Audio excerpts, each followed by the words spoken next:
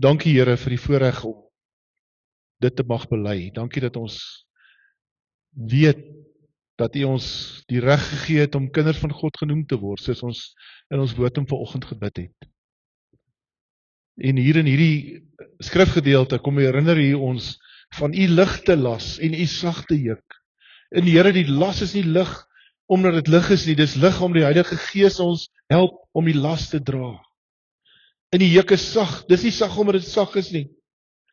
Here, die verantwoordelikheid en die roeping om U te volg, het baie dorings en dongas en opdraandes, maar is lig en sag, omdat U U Gees vir ons gee, om dit te kan dra. En Here, as ons harde werk daarvan doen, dan dra ons alleen. Dankie dat ons vanoggend in hierdie teks iets kan leer van hoe God se Gees met ons op pad is. Dankie Here dat ons iets kan ervaar in hierdie teks van hierdie skrywer se worsteling met 'n gemeente wat op hulle eie mission is, op hulle eie sending is. Thank you that as we read the scripture, we will understand, and we pray that we understand how we should follow you. Seën ons as ons saam lees, as ons saam dink uit die teks uit. En Heilige Gees, ons vra dat U vir ons elkeen op ons eie golflengte vanoggend dit sal laat inkom, sodat dit hoorbaar is. Ek bid dit in Jesus se naam alleen. Amen. Volgens se teks sou jy gesien het in die nuusflits in ons familienuus is 1 Korintiërs 2 vers 1 tot 12 en vers 13 tot 16 eintlik ook, want 1 tot 12 is die leesroos se teks, maar jy moet dit saam met 13 tot 16 lees. In die eerste brief aan die Korintiërs, jy sal sien onder in die hoek staan daar Paulus se grootste treffers. Dis die boodskap wat ek, of die prentjie wat ek op die familienuus uitgesit het.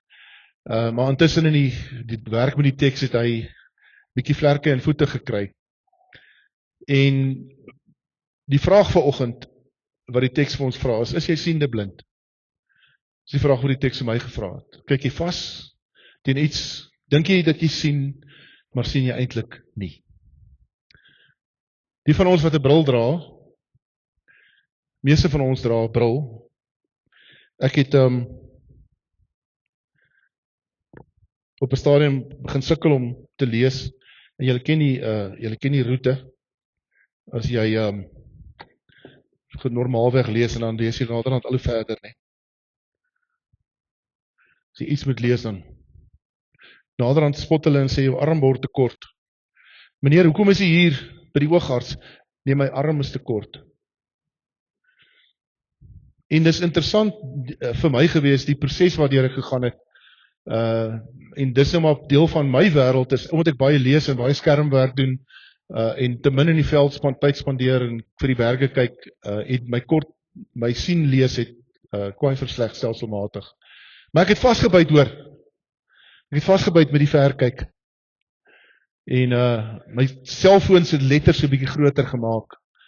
En vasgebyt en gesukkel en so swem gelees totdat ek eendag besig was om die woord te bedien en ek gesukkel het om ver genoeg van die Bybel af te wees om dit te kan lees. Toe sê ek hier's moeilikheid. En so wanneer die oogarts toe gaan, dan sit hulle jou daar in daai masjien en dan het hulle sulke goedjies wat hulle draai. En as jy begin by die oogarts, dan draai hulle daai goedjies, hulle draai al die glasies so voor jou, dan kan jy niks sien nie. En hierso waar ek is 'n vriendelike oogarts. Hy sê, Dominee Venter, moenie bekommerd wees nie, ek gaan dit nou beter maak. Dankie tog, ek dink ek het blind geword in die tussentyd. En stelselmatig, soos hy die lensies wikkel en rondbeweeg, dan vra sy vir jou, en dit, hoe lyk dit? Dit of dit? Dit of dit? Nee, dit. A of B? Groen of rooi? Nee, groen. Ja, wys hom met weer, groen, rooi. Want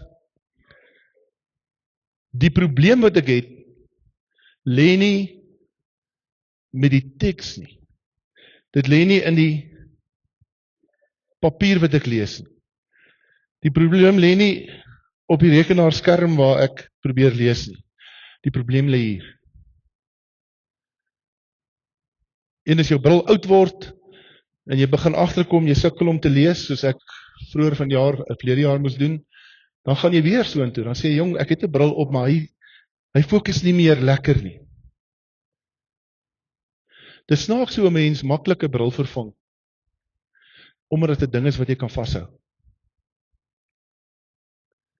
Maar die manier hoe ek en jy na die lewe kyk, aanvaar ons, is altyd in fokus. We just expect that the way we see the world is the right way. It is always in focus. En veral as ons groot mense is, wat nog nie volwasse is nie, mens kry groot mense en mens kry volwassenes. En mense sê vir ons, hoorie, daai idee wat jy het, kan ek met jou daar praat? Dan raak ons op stroppelis en dan sê maar, hoorie, wie sê jy om met my te praat oor dit? Dit is hoe ek dit sien, en omdat ek dit so sien, is dit so. Hierdie teks wat ons vandag lees, konfronteer so 'n bietjie hierdie rebellie wat ons het, teenoor die brille wat ons dra, die onsigbare brille wat ons dra.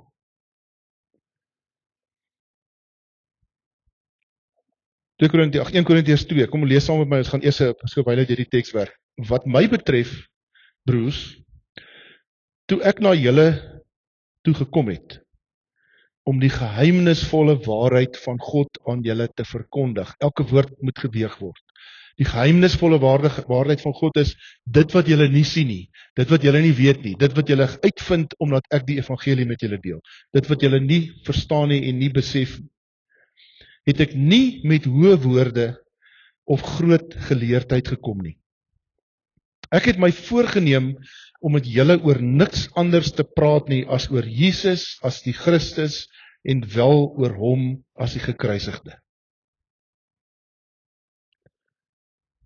Dis hier's 2 van Paulus se grootste treffers in die teks. Dis 1. Kan ek vir daai teks opsit asseblief?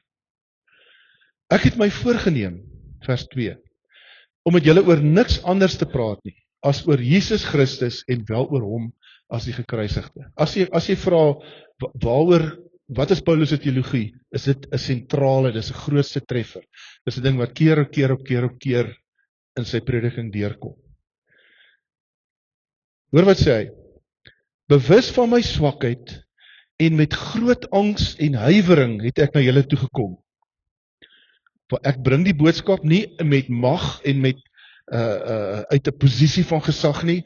Ek kom na julle toe en ek is bewus van die swaar en van die dalk ongemaklikheid van hierdie woord, van hierdie geheimenis van God, en ek kom gee dit vir julle in nederigheid en bewus van my swakheid. Die boodskap wat ek verkondig het julle oortuig, nie deur die geleerdheid en welsprekendheid nie, maar deur die kragtige werking van die Gees. Waarheen verwys Paulus? Hierdie gemeente Korinte was 'n dwarstrekkerige gemeente. Hulle het hulle eie idee gehad van hoe goed werk. Hulle het die wêreld op 'n sekere manier gesien en basta met die res. Finish en klaar, het een politikus eendag gesê. En Paulus kom met die evangelie van die gekruisigde, niks anders, die gekruisigde Jesus. En hy weet, it's not gonna sit well. Het gaan nie lekker sit by hulle nie. Want hulle het predikers gehad in Korinte, onder andere 'n man met die naam van Apollos, wat 'n Griekse god was, in gestalte, 'n man met 'n buitelkakebeen en swart hare, waarskynlik helderblou oë, wat geskool was in die retoriek van die Grieke en wat met 'n wonderlike styl en met wonderlike humor en pathos en verhale en die woord kon bring, en hulle het gesê, woe, Apollos is ons man. En Paulus sê, ek het nie met dit gekom nie. Dis nie waar die evangelie gaan nie. Die evangelie gaan oor die Christus en hom as die gekruisigde. Hy sê in vers 5, dis is julle geloof nie op die wysheid van mense gegrond nie, maar op die krag van God. Hy sê, selfs al dink julle dat die mooi praat en die fantastiese agtergrondmusiek en dit wat jy sien is goed, dis nie waar dit gaan nie. Dit gaan oor God se gees wat jy oortuig van wie Christus is. En ons raak so lekker bekkig in ons verhouding met God, dat ons besluit wat is vir ons stigtelik en wat is nie stigtelik. Ons bril fokus op sekere goed en die ander goed los ons. En wanneer God se gees kom en sê, haal bietjie jou bril af en kyk hierna, jy is nou so 'n bietjie waserig, hoor. Dan hou ek nie van die prentjie nie en sê ek nee, dankie Here, ek verkies om op hierdie manier te glo. Dis die Korinte. En Paulus sê vir hulle, die liedjie wat ons geken het as kinders in die kinderkraans, Jesus min my salig lot, ek weet dit uit die woord van God, al is ek ook swak en blind, nogtans noem hy my sy kind. That's it. Dis die bril. Dis die bril waarmee ek werk, nie 'n bril met 'n klomp lengse, met my eie idees en goed en vooroordeele in my tradisie en my geskiedenis en my Christelike nasionalisme, wat ek ook al daarby inwerk. Nie dit.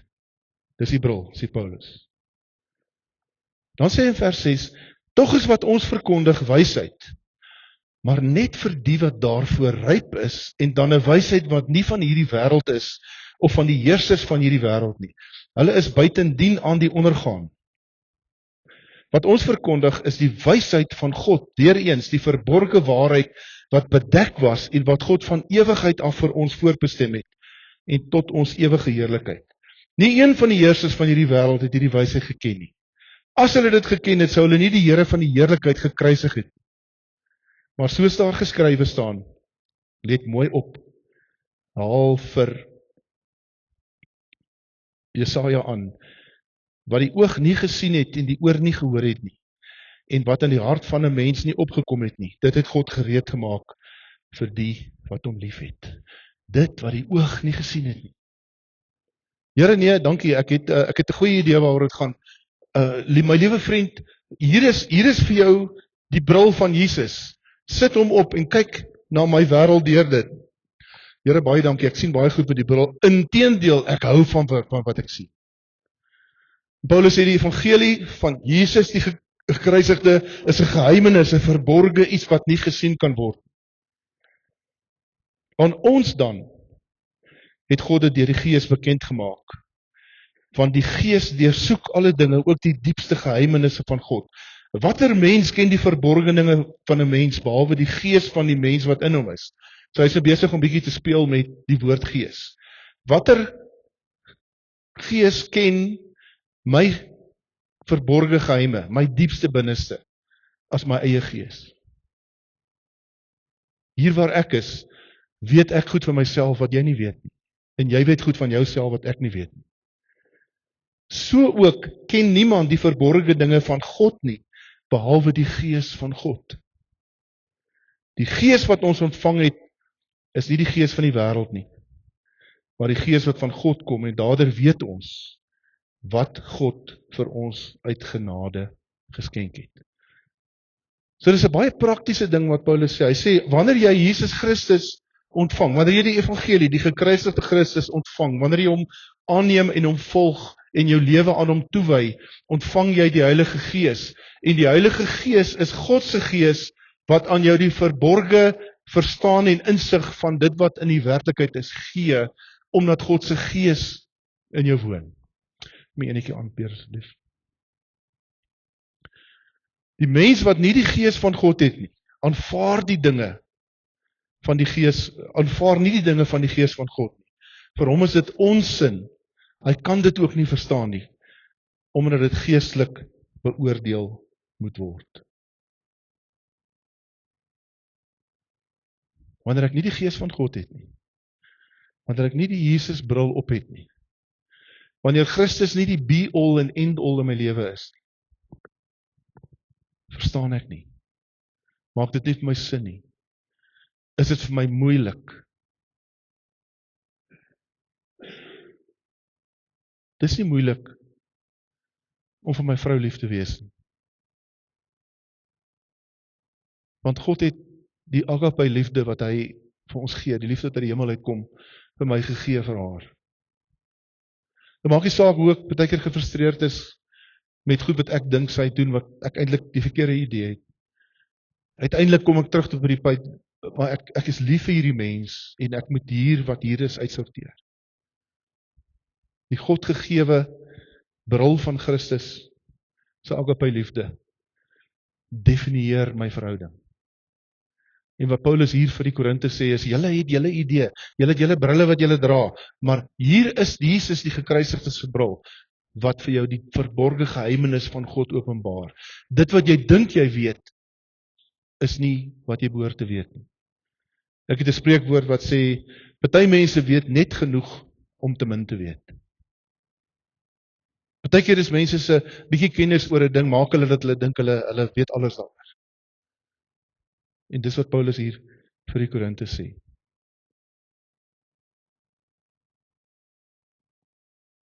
Die mens wat nie die gees van God het nie, aanvaar nie die dinge van die gees van God nie. Vir hom is dit onsin. Hy kan dit ook nie verstaan nie, omdat dit geestelik beoordeel moet word.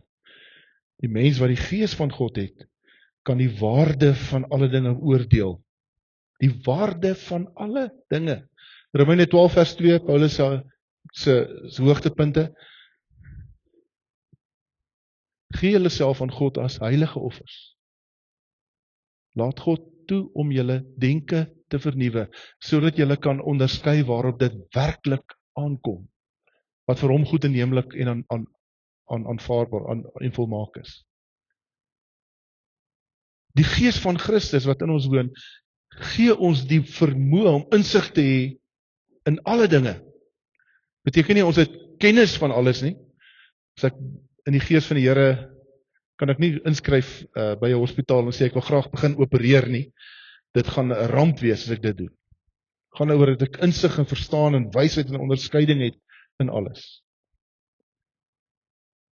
Daar staan geskrywe: Wie ken die gedagtes van die Here? Wie sal vir hom raad gee? Maar ons het die gees van Christus. Dis Paulus se tweede hoogtepunt. Sy tweede groot treffer in sy teologie. Dankie Peer, enetjie aan.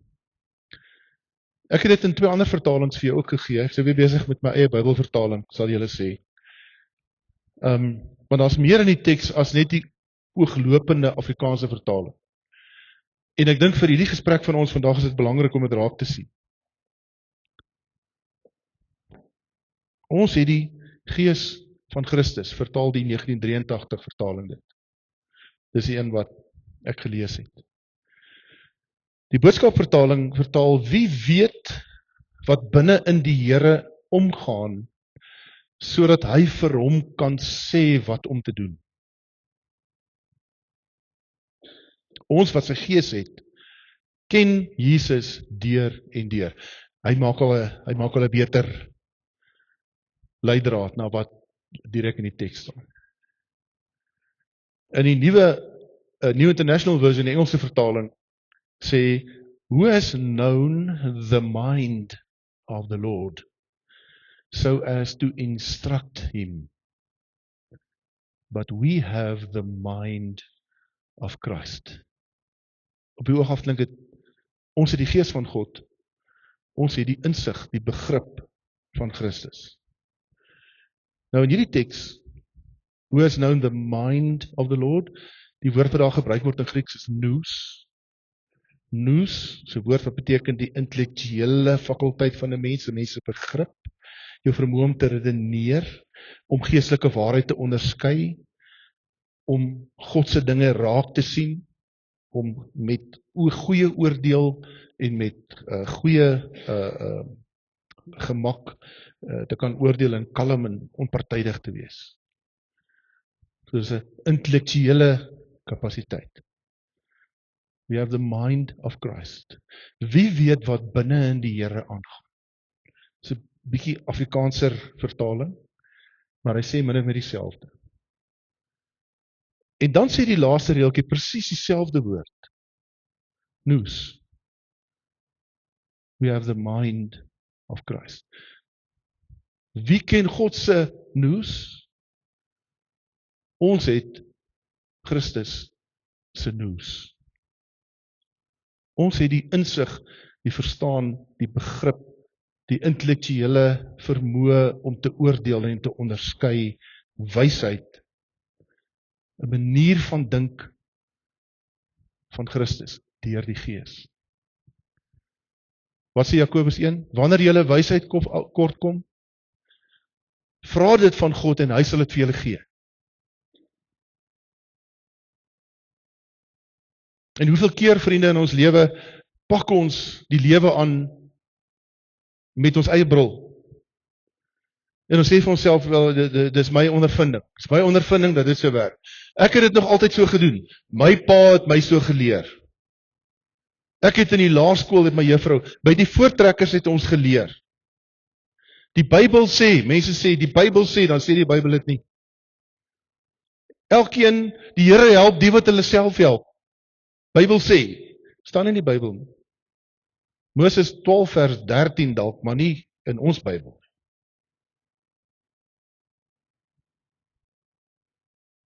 Ons het die gedagtes, die insig, die verstaan van Christus. En dan die eerste vers, hoe as to instruct him, om hom te leer. Die 83 vertaling sê dieselfde. Wie sal die Here raad gee? Dis 'n fantastiese Griekse woord. Sum bibatso. Jy bly is nie 'n Griek nie, nê? Ek ook. Sum bibatso. Die derde betekenis van hom is maar om raad te gee, om 'n bewys te gee, om 'n opinie te gee, om te leer, om instruksie te gee. Die groot betekenisse vir hom is om saam te bind, by mekaar te sit, om in jou kop te klik, 'n prentjie te vorm. En ek sê nie die vertaling is verkeerd nie, want ek wil vir God sê wat ek dink. Maar God gee ons deur sy Gees die kapasiteit om te klik waaroor dit regtig gaan. Om nie altyd 2 maande of 'n maand of 30 sekondes daardie tyd te dink, "Ag, ek het dit gemis."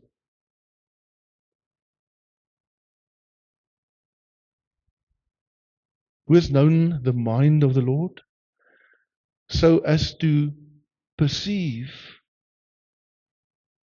what he thinks. We have the mind of Christ. Wat beteken dit, vriende? Beteken as jy in die kerk sit en jy voel nee, dis alright. Hier is volgende dominee. Kom ons kyk hoe hy preek. Kom ons kyk hoe hy preek. Die dominee se preek is wat is die punte wat ons vir hom gee vandag? Doen die dominee dit vir my? Die dominee moet die Gees van Christus hê, want as die Gees op hom beetpak, dan hoor ek vir hom. Eendag het 'n predikant, een van die charismatiese predikant kerkgroepe, by 'n groot geleentheid was hy die spreker en hulle het hom aangekondig, die orkes het klaar gespeel en die mense het gaan sit en almal kry hulle notaboeke uit en reg en dan gebeur niks en dan gebeur niks en dan gebeur niks en dan gebeur niks en die predikant van die plaaslike gemeente gaan loer agter die gordyn in, hier sit die pastoor wat moet opkom. Hy sê vir hom, kollega, ons is reg vir jou, jy moet kom. Nee, sê die pastoor, ek wag net vir die salwing om oor my te kom. Wat sê die teks? Die teks sê, die salwing lê by ons. Maak nie saak wat ek doen nie. Maak nie saak wat 'n besoekende leraar of 'n beroemde leraar of die beste prediker in die wêreld doen nie. As jy met jou eie bril en met jou eie gehoorstukke na God luister, sal jy niks hoor nie. Stefan Joubert praat van eredienste wat soos narkose is. Ek kom rustig en ek kom orgelmusiek. Ja, goeie vriende, stilte. Die dominee dreun so in die agtergrond, die woorde wat ons goed ken. Hy praat so mooi. Ek weet nie presies wat hy sê nie, maar dit is so mooi, dominee, dankie, preek was so mooi. My so goed laat voel. Dis soos om te luister en niks te hoor nie. Waar lê die verstaan? Dit lê by ons, by my en by jou. As jy vanoggend hier sit met vooroordeele waarin jy verknog is, wat jy die Bybel uitkom. En vriende, ons het vooroordeele wat gemaklik hier tussen ons leef. Mense van ander kleure en geure. Is 'n vooroordeel wat ons het. Ek het dit ook. Ons voel op 'n sekere manier as mense van 'n ander kultuurgroep by ons kom of met ons te doen het. Ons het sekere idees daaroor. Ons het sekere idees oor wie God is en wat God vir ons doen. Ons het sekere maniere wat ons dink oor ons eie sonde en wat ons doen. En dan sit ek in 'n diens en ek word daarmee gekonfronteer en dan sê ek al, dis nie hoe ek het sien nie. Ek gaan nie Jesus se bril opsit en oor hierdie vooroordeel vra, is dit wat God wil hê? Want dit is wat Paulus vir die Korinte sê. Julle is besig met die narkose van godsdiens. Die gees moet natuurlik in die prediker wees. As ek nie van hier af stap, hier in die pragtige tuin met hierdie pragtige berg, en hierdie teks het my nie geraak nie, moet ek nie hier staan nie. Party Sondag staan ek met bloukolle hier, vandag staan ek met bloukolle. Wat God sê, wat is jou idee van bediening, Jan? Jy's nou so lank in die bediening, en jy het nou al soveel goed gedoen, hoe sien jy dit? Sien jy dit soos, ek wil hê jy moet dit sien, of sien jy dit maar net soos, jy dit wil sien? Vir Here gesê, Here, ek lê my wapens neer, sê Karen Zoid, asof vir die eerste keer. Geen pretensie, geen beheer. 'n Predikant wat afgetree het, skryf die volgende, dankie Peer. Hy sê, I was much admired, actually, in my pulpit days. Raise the doubts, then do the assurances. People have no idea what they're hearing. They just want a certain kind of verbal music. The major, the minor, and then back to the major, then bless you and keep you, and out the door to the luncheon party. Paulus kom hier na Korinte toe en sê, julle bril is foutief. Ten minste is jou bril wat jy dra, waarmee jy na die lewe kyk, iets wat jy moet kan afhaal en kan sê, kom ek kyk hier na Psalm 139, wat ons gebruik het in die week van gebed. Deurgrond my, o God, deurgrond my en sien my onrus raak. Kyk of ek op die regte pad is en lei my op die beproefde pad. Ten minste moet ek dit kan afhaal en nie soos 'n neet daaraan vasklou, want dit is al wat ek het nie.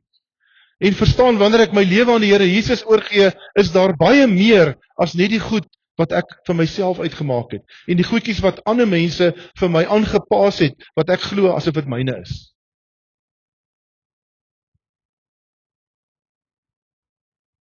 They want a certain kind of verbal music. En hierdie teks nooi ons vriende om nie in narkose te leef nie. Om vandag hier weg te stap en die Here deur sy Gees toegelaat het om ons aan die binnekant aan die keel te gryp, of ons te omhels, of ons te vertroos, of ons nuut te maak, of ons oop te breek, of af te breek, of af te skil, sodat ons plekke het wat heel word en wat nuut word.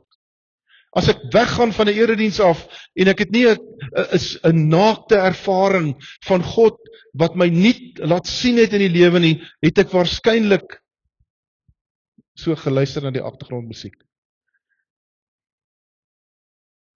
En julle weet hoe Korintiërs loop, nie? Hy raak al hoe veller. Korintiërs 3, 4, 5, 6, 10, 9, julle kom na die nagmaal toe, met haat in julle harte.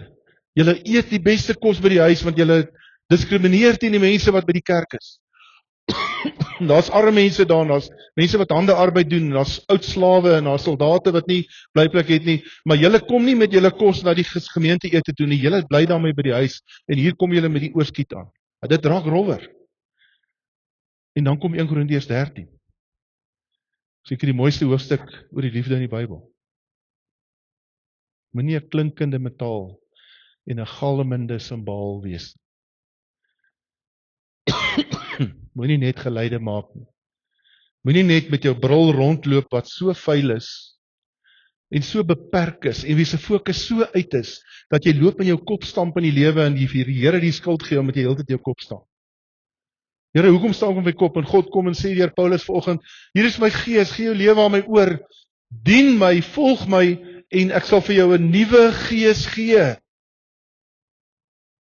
In die Ou Testament. Hierdie is serious business. Ons werk hier met lewendige ammunisie. En Paulus kom en hy nooi hierdie gemeente uit hulle rigting waar hulle in is, my manier. En sê, hier is God se manier. Moenie 'n galmende simbaal wees. Wees iemand wat die liefde leef. Die liefde wat ons nou gehoor het, Jesus, die Fariseërs my antwoord. Nie met konfrontasie, nie met geveg nie, met verhouding. Kom ons bid. Here, so baie dankie vir die voorreg om vanoggend die woord te kan oopmaak en dit te kan lees en dit met oorgawe te deel. En dankie dat U in hierdie afgelope week binne in my ook 'n bietjie gespring clean het en skoon gepak het. Vir my ook hierdie moeilike vraag kom vra, is die bril waarmee jy kyk regtig skoon? Is dit die regte bril? Is die fokus reg? En dankie dat ek opnuut weer vir U kon sê, Here, ek haal my bril af, ek lê my wapens neer, asof vir die eerste keer.